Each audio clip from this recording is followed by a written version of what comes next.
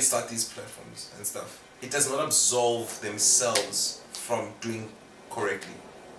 Same thing should be the same to applies to everybody. If you push I need you to qualify that statement. So that means if you are holding other people accountable, it does not absolve you from your own wrongdoing and your accountability. Am I correct? So that means if you are in a position where say men are a certain way, men do etc., men do this, men do that, it should never be where you're in a position where you feel yourself or the people around your society that look like you should be absolved from any wrongdoing. Because they should too be called out and held to the same standard. Am I correct by saying that?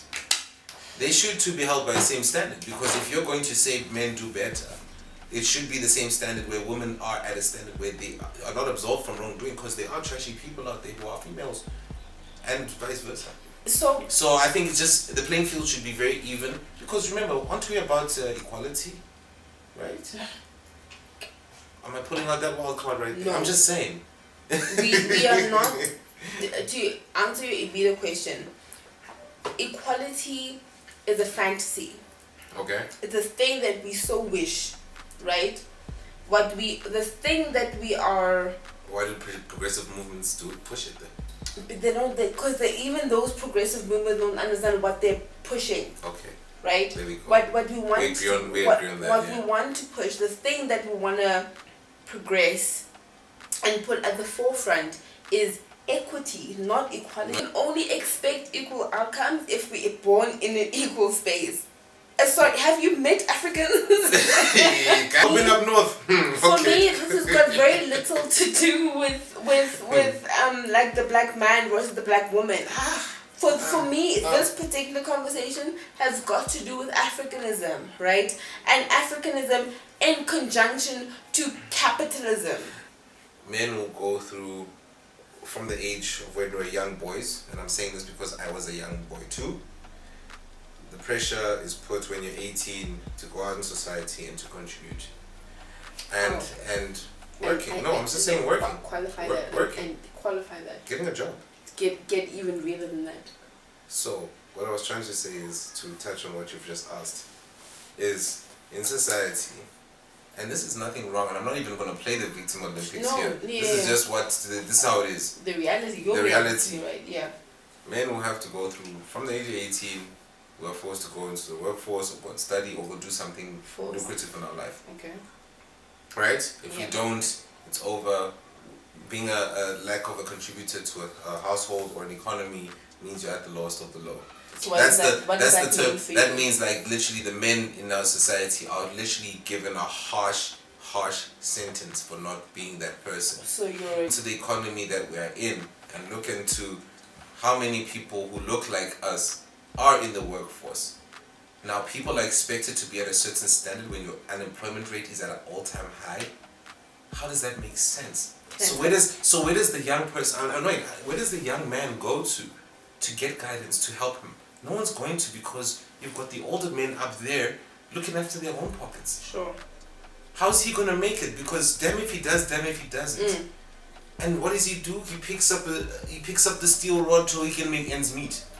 That could end him up in probably a prison or end him up in a coffin. Yep. One of two. Yep. That's the harsh realities. And I'm not even going to say this from a victim point. This is the reality men go through.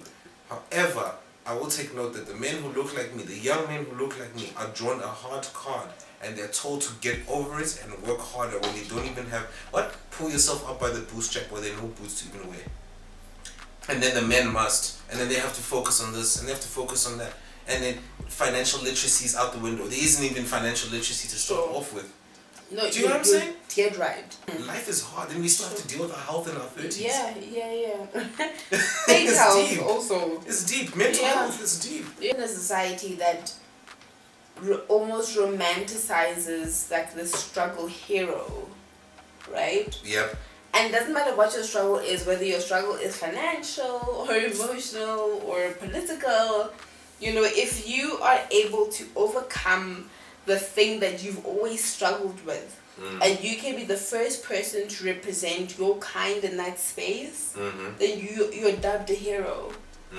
And if I as a woman, right, I have an experience with you, whatever that experience is, and my expectation of you is got anything to do with doing the right thing, then by all means, call me out. I get you. You know, but if me and you are in a situation that requires us to both participate, Alfred, then why is it that I as a woman would rather drown in a pool of black pen ink than communicate with you? Before you can hold any other person accountable, you need to look at accountability first. That's why these platforms are here, so that men can look and take accountability. And that does not make the other person, like I said it just now, absolve themselves from anything that they might be wrongful of. I can't fight that. You get what I'm saying? I can't fight that. It's just a very simple concept, because at the end of the day, we need to be very, very clear about who are we targeting. I can never be in a position if I say, hey, I'll hold women accountable for the wrong they do and stuff they do, yet myself, I'm not in the right place. It doesn't make sense. That would be lying to people. I shouldn't be doing this. I believe men should have a social responsibility. I believe everyone has a social responsibility. Social responsibility.